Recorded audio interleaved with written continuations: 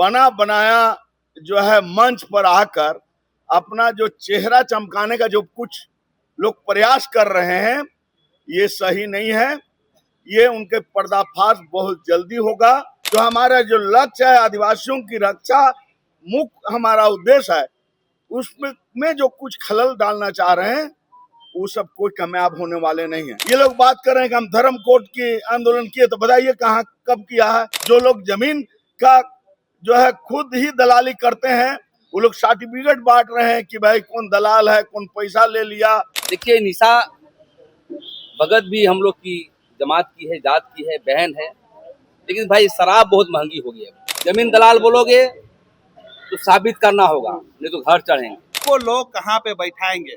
वहाँ तो मंच ही बता रहा था कि आगे की जो सीटें थी वो भरी हुई थी, तो वहाँ पे कहाँ बैठती निशा भगत, कहाँ बैठते फूलचंद तिर्की जी। इसीलिए तरफ से कुर्मी जाति के लोग हमारे घर में घुस के हमारा आरक्षण छीनना चाहते हैं, हमारे बाल बच्चों का भविष्य को बिगाड़ना चाहते हैं, तो ये हम होने नहीं देंगे। नमस्कार, जोहार। आप देख रहे हैं लाइव लगातार और मैं हूं आपके साथ सुमन कुमारी। 17 अक्टूबर को जिस प्रकार से आदिवासियों के द्वारा हुंकार रैली निकाला गया था, उसे लेकर आज एक प्रेस वार्ता की गई।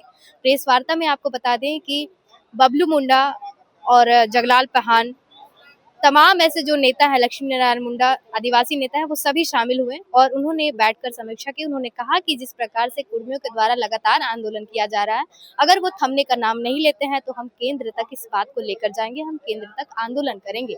लेकिन एक बात और भी सामने निकल कर आ रही है कि जिस प्रकार से निशा भगत को मंच से उतारा गया और मंच से उतरने के बाद निशा भगत जी ने जो बयान दिया है, उसके बाद भी जो आदिवासी के लोग हैं वह यही कह रहे हैं कि हम निशा भगत को अगले बार जो भी आंदोलन होता है या फिर जो भी हम कार्यक्रम करते हैं उसमें हम शामिल करेंगे।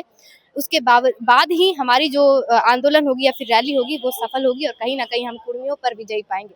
तमाम ऐसी जानकारियों को हमारे साथ में और भी उन्होंने साझा किया है। क्या कुछ कहा है, सुनते हैं। उठा जा रहा है आदिवासियों को, टीएसपी का मामला है, विस्थापन का मामला है, ये तमाम मुद्दे को लेकर हम लोग जो है आगे बढ़ रहे हैं। और जो तमाम लोग हैं जो खास रूप से बना बनाया जो है मंच पर आकर अपना जो चेहरा चमकाने का जो कुछ लोग प्रयास कर रहे हैं, ये सही नहीं है। ये उनके पर्दाफाश बहुत जल्दी होगा। जैसे गुमला में अभी रैली हो रहा है केंद्रीय सरना समिति के द्वारा 3 तारीख को, उस दिन पता चल जाएगा। चूंकि इस दिन बोला गया कि यहाँ जो 1 लाख लोग आए हैं, कुछ लोग को सुनने आए हैं। गुमला आप लोग को भी हम कहेंगे कि 3 तारीख को जरूर आइए और देखिए कि देश विदेश, यूपी, बंगाल, बिहार, मध्य प्रदेश, महाराष्ट्र से कितने लोग आने वाले हैं वहां सुनने। तो वहां जरूर आप लोग आइए। तो इसलिए ये सब जो तत्व हैं जो डिस्टर्ब करना चाह रहे हैं, जो हमारा जो लक्ष्य है आदिवासियों की रक्षा, मुख्य हमारा उद्देश्य है, उसमें जो कुछ खलल डालना चाह रहे हैं वो सब कोई कामयाब होने वाले नहीं है। क्योंकि ये लोग बात कर रहे हैं कि हम धर्म कोड की आंदोलन किए, तो बताइए कहाँ कब किया है? जो लोग जमीन का जो है खुद ही दलाली करते हैं, वो लोग सर्टिफिकेट बांट रहे हैं कि भाई कौन दलाल है, कौन पैसा ले लिया। ये लोग 24 अगस्त के बारे में भी बोल रहे हैं कि उतना पानी के बाद भी, जैसे आकाश जी अभी बोल रहे थे, कितना लोग मेहनत किए तब जो है वहां उस पानी में लोगों आए और सरकार के मंसूबे को, रिमस्टूर को जो है फेल किए। इस तरह के जितने भी आदिवासियों के खिलाफ जो भी षड्यंत्र रचा जाएगा केंद्र सरकार या राज्य सरकार के द्वारा, उसको किसी भी कीमत पर सफल होने नहीं देंगे। चाहे वो इंडिया का सरकार हो कि एनडीए का हो, हम लोगों को कोई दिक्कत नहीं है, आप चलाइए। लेकिन आप जो है आदिवासियों के हित के लिए, जिस उद्देश्य के लिए झारखंड का निर्माण हुआ है, उसको पूर्वजों के सपनों का झारखंड आप बनाइए, इसको बेचिए नहीं। इस काम जो है हम लोग आप बर्दाश्त नहीं करेंगे। इसलिए हम लोग भी एकदम निकल गए हैं और गांव-गांव में, प्रखंड में, जिला में कार्यकर्ता तैयार करेंगे और निश्चित रूप से आने वाला समय में आप देखेंगे कि जरूर झारखंड में बदलाव आएगा, सही दिशा में झारखंड जाएगा। हुंकार रैली में जितने भी आए हुए झारखंड के अग्रणी समाज को हम बधाई देते हैं, आप लोग भी बधाई देते हैं। अब हम दिल्ली कूच करेंगे, महामहिम राष्ट्रपति से मिलेंगे और महारजिस्ट्रार जनरल ऑफ इंडिया से मिलेंगे और केंद्र के कल्याण मंत्री से मिलेंगे कि कुर्मी समाज को अनुसूचित जाति से शामिल करने का जो षड्यंत्र किया जा रहा है, इसको लेकर के हम लोग मिलेंगे। रही बात रैली की बात, देखिए निशा भगत भी हम लोग की जमात की है, जात की है, बहन है, लेकिन भाई शराब बहुत महंगी हो गई है, समझे ना। शराब इतनी महंगी हो गई है, हम निवेदन करना चाहेंगे कि शराब में जो है हमारे समाज के लोग थोड़ा कम करें, क्योंकि हमेशा देखते हैं कि कोकर में आंदोलन हो रहा है तो वहाँ भी शराब की बू आ रही है, देख रहे हैं कि यहाँ हुंकार रैली हो रहा है वहाँ भी शराब की बू आ रही है। तो मैं यही कहना चाहता हूँ नौजवानों और जो हमारे अब हम अधेड़ ही हो गए समझिए, ये जो गैप है इसको हम लोग पाटने का काम करेंगे। मैदान खाली है, आप राजनीति करें। यहाँ पर विशुनपुर शिबू सोरेन भी राजनीति किया है, यहाँ पर हेमंत सोरेन भी कर रहे हैं। आदिवासी राजनीति करना है तो मूल्यों की राजनीति करें। ये विभाजनकारी शक्ति को जो आप ला रहे हैं कि मैं ही हूँ, मैं ही रहूंगा, मैं ही दिखाऊंगा, ये आदिवासी समाज नहीं सहेगी, क्योंकि हम लोग का परंपराएं हैं एक खटिया एक पटिया में बैठ करके, एक अखड़ा में बैठ करके समाधान करना। इस पर जो है हम लोग को आगे बढ़ने की आवश्यकता है। और जिस प्रकार से इन्होंने कहा, अब सबूत से बात करेंगे हम लोग। जमीन दलाल बोलोगे तो साबित करना होगा, नहीं तो घर चढ़ेंगे। और ये देखिए चर्च में कैसे पैसा लिया है लोग बनाने के लिए, पूरा लिखा हुआ फूलचंद की लेन देन किया पैसे। मेरा रिपोर्ट विशेष शाखा का रिपोर्ट है। आप सही में पत्रकारिता करते हैं तो इसको दिखाइए लोगों को। इस चर्च के लोग वहाँ कौन था, क्योंकि इन्होंने भाषण दिया है निकलते समय में। क्या दिया है? ये चर्च का प्रायोजित जो है रैली है, सब चर्च के लोग आए हुए हैं। एक तरफ आप घूस लोगे, उसके बाद हम ही को बोलोगे चर्च का एजेंट। और बहुत जमीन की जो है यहाँ पर वायलेशन हो रहा है। नगरीय आंदोलन में मामले पर हम लोग पैसा लेने की बात आए, साबित करना होगा। हम भी उसको भी CID को लिखेंगे, वो करके मसले पर जो उस पर लिखेंगे। और मैं ही कहना चाहते हैं कि आदिवासी समाज जो रैलियां कर रही है, और देखिए बहुत सारा आंदोलन देखे होंगे आप, पढ़े लिखे पत्रकार हैं, तो पढ़िए। जब आप अफ्रीकन लिबरेशन पढ़िएगा तो उसमें ऐसे ही होता था। पहले अपने अपने लड़ते थे, पहले कुछ लेता था, फिर आगे अंग्रेज से लड़ते थे। यहाँ परिस्थिति आदिवासी है ना हम लोग की, अफ्रीकन है हम लोग, समझिए। तो इस नेचर चलता रहता है। लेकिन हम लोग सुधारवादी की ओर चल रहे हैं कि आप संयम ढंग से लड़िए, मैदान खाली है, और आदिवासियों को आगे बढ़ाइए। अब तो इतना ही मेरे को कहना था। एक बात है जो सबको जानना चाहिए, कोई भी देश हो, विश्व का कोई भी देश हो, बिना पॉलिटिक्स के, बिना राजनीति का देश नहीं चलता है।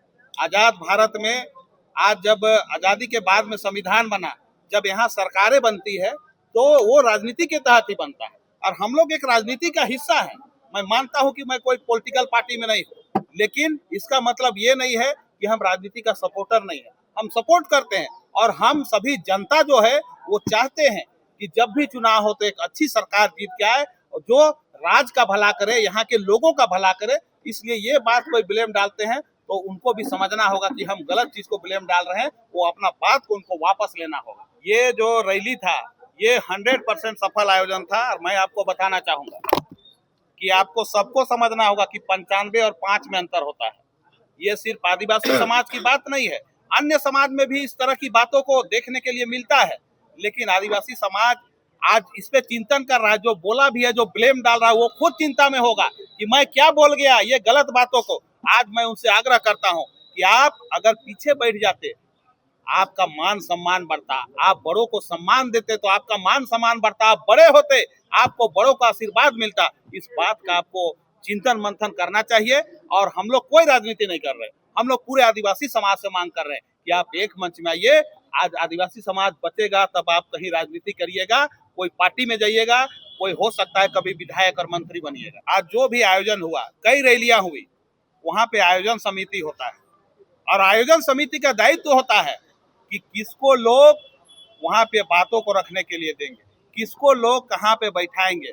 वहां तो मंच ही बता रहा था कि आगे की जो सीटें थी वो भरी हुई थी, तो वहां पे कहाँ बैठती निशा भगत, कहाँ बैठते फूलचंद तिर्की जी।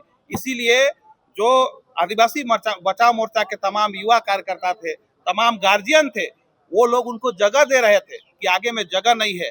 लेकिन इस तरह धक्कम धुक्की हमारे स्वभाव में नहीं है।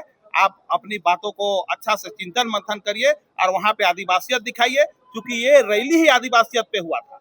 निश्चित रूप से मैं कहना चाहूंगा कि आदिवासी समाज में जितने लोग हैं, जब जब बैठक होगी बैठक में लोग शामिल हों, अपने बातों को शालीनता पूर्वक रखें और एक मंच में सामूहिकता के साथ में समाहित होकर आदिवासियत का जो बात करेगा वो इस आंदोलन में शामिल होगा। ये बात मैं आप लोगों को बताना चाहता हूँ। पूरे विश्व के कोने कोने तक पहुंचाने का काम किया कि आज आदिवासी समाज के घर पे कोई घुसना चाह रहा है, जो कुर्मी जाति का अनुचित मांग के विरोध में आज आदिवासी समाज ने साबित किया है।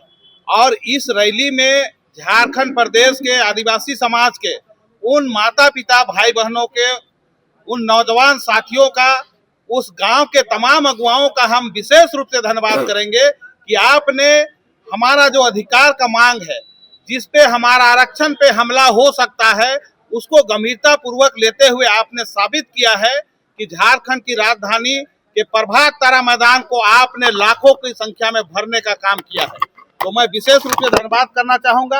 और आज आदिवासी बचाओ मोर्चा का मैं धन्यवाद करूंगा कि आपने जन मुद्दे को उठाने का काम किया है। और आदिवासी बचाओ मोर्चा में सिर्फ एक संगठन के लोग नहीं है, करीबन 25 से 30 संगठन के लोग यहाँ मौजूद हैं, जिनकी अगुवाई में हम अपनी संवैधानिक लड़ाई को आज हम लड़ रहे हैं। तो आज आपको बताना चाहेंगे कि आज जो भी वो रेल टेका करे, चाहे डहर टेका करे, हम उसके भी विरोधी नहीं है। आप भी इसी राज्य के हैं, लेकिन जो हमारा जो संवैधानिक अधिकार है, हमें जो अनुसूचित जनजाति का दर्जा शुरू से प्राप्त है, जो आज ये बात मैं नहीं बोलता हूँ, ये सुप्रीम कोर्ट ने भी कहा है कि इस देश का पहला नागरिक, इस देश का मूल निवासी आदिवासी है। आप इस पे हमला नहीं कर सकते, इसकी कटाक्ष नहीं कर सकते, क्योंकि आज के समय में जो राजनीतिक जो हो रहा है, तो आज आदिवासी समाज महसूस कर रहा है कि राजनीति में कुछ भी चीज असंभव नहीं है। लेकिन मैं बताना चाहूंगा, जो तथ्य हैं, जो तार्किक बातें हैं, उनके अनुसार कभी भी कुर्मी जाति को अनुसूचित जनजाति का दर्जा नहीं मिल सकता है। लेकिन हम लोग वो अंदेशा है, इसलिए केंद्र सरकार को हम लोग बताने के लिए, अपनी मांग को रखने के लिए कि आप इस मांग पे राजनीतिकरण ना करें। अन्यथा जिस तरह से आज देखे कई राज्यों में वहां आदिवासियों को जो वहां मारने का, काटने का छल किया जा रहा है, और कई लोग इसका अंदेशा जता रहे हैं। लेकिन आदिवासी समाज सभ्य समाज है। आज इसकी जो बात प्रभात तारा मैदान में आदिवासियों ने प्रूव किया है कि बगैर प्रशासन के आज संयमित तरीके से उस भीड़ में लाखों की संख्या वहां उपस्थित रही, और कोई भी ये बात नहीं बताया, ये बात कोई नहीं बोला कि महिलाओं का चैन छीना गया, किसी का पर्स मारा गया, किसी का अंगूठा लूट गया, किसी का पायल, ये बात नहीं मिला। तो आज सही मायने में आदिवासी समाज सबका मान सम्मान करता है। और इस देश में क्या, और इस राज्य में जितने भी धर्म के मानने वाले लोग हैं, जितने भी जाति के लोग हैं, सबका आदर सम्मान करता है। हम लोग एक साथ सामंजस्य बना के, कंधे से कंधे मिलाकर आपसी भाईचारा के साथ चलने वाले समाज के लोग हैं। आज उसको प्रूव किए हैं। लेकिन बात है, यहाँ जब भी मेरी अस्मिता पे हमला होगी, लोग अगर हमारे घर पे घुसना चाहेंगे तो हम लोग घर पे नहीं घुसेंगे। और आदिवासी बचाओ मोर्चा ये तय किया है कि आज अगर झारखंड से नहीं बना बात, तो केंद्र तक हम लोग, दिल्ली में भी धरना देना होगा तो दिल्ली में धरना देंगे। महामहिम राष्ट्रपति महोदय को हम लोग अवगत कराएंगे कि इस तरह से कुर्मी जाति के लोग हमारे घर में घुस के हमारा आरक्षण छीनना चाहते हैं, हमारे बाल बच्चों का भविष्य को बिगाड़ना चाहते हैं, तो ये हम होने नहीं देंगे। इसको आप गंभीरता पूर्वक लेके पूरे देश के आदिवासियों का अस्मिता को बचाने की काम करें। देखिए, आदिवासी बचाव मोर्चा के तत्वाधान में जो दिनांक 17 अक्टूबर को जो रैली हुआ था, उसका आज हम लोग समीक्षा के लिए बैठे थे, और उसी का समीक्षा हुआ है। आगे का रणनीति और क्या, कैसे मजबूती तरीके से हम लोग अपने आदिवासियत को बचाने के लिए और किस तरह का रणनीति बनाया जाए, उसका चर्चा हुआ है। और ये रैली जो हुआ है, इस रैली में पता चल गया है कि आदिवासी समाज एक पटरी पर चलने के लिए तैयार है, हर मुद्दे पर चलने के लिए तैयार है, अपने धार्मिक व्यवस्था को बचाने के लिए तैयार है। यही सब बातों का समीक्षा हुआ। दादा, ये तो बात हुई कि आप लोगों ने कुर्मी के लिए ये आंदोलन किया था, लेकिन कहीं ना कहीं आपके ही आदिवासियों में फूट दिख रहा है, एक दूसरे से बन नहीं रहा है, ऐसा स्थिति है, तो तीसरा क्या फायदा नहीं उठाएगा? नहीं, देखिए, यहाँ किसी तरह का कोई टूट नहीं है। एक दो लोग जो थे रैली में, उन लोगों को भाषण देने के लिए नहीं मिला, सीट नहीं मिला, इस तरह का बात स्टेज के नीचे उतर करके उन लोगों ने कहा है कि ईसाइयों की रैली है, चर्च का फंडिंग है। तो अभी तो प्रेस कॉन्फ्रेंस में आदिवासी बचाओ मोर्चा ने तो स्पष्ट चिट्ठी निकाल दिया ना, आप किधर से क्या कर रहे हैं, आदिवासी को कैसे बरगलाने का काम कर रहे हैं, समाज को किधर ले जाना चाह रहे हैं, तो सारा समाज देख रहा है। कोई टूट फट नहीं है। ये लोग असामाजिक तत्व लोग हैं और इन लोग सिर्फ समाज के नाम से उगाही करने का सिर्फ काम है और कुछ नहीं।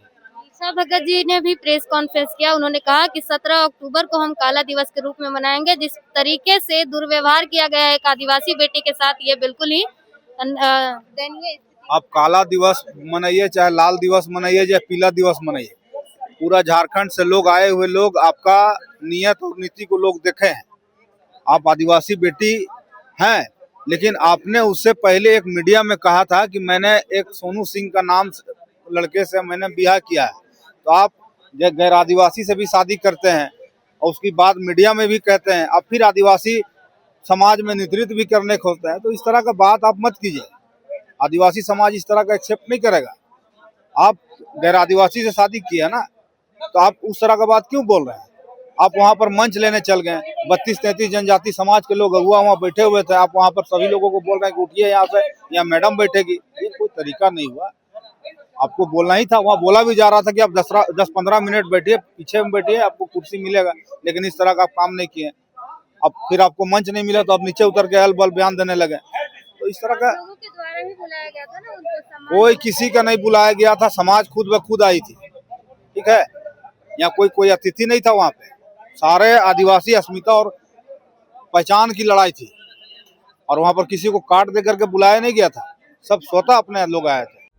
लाइव लगातार के वीडियो को लाइक करें, सब्सक्राइब करें और बेल आइकन को दबाना न भूलें।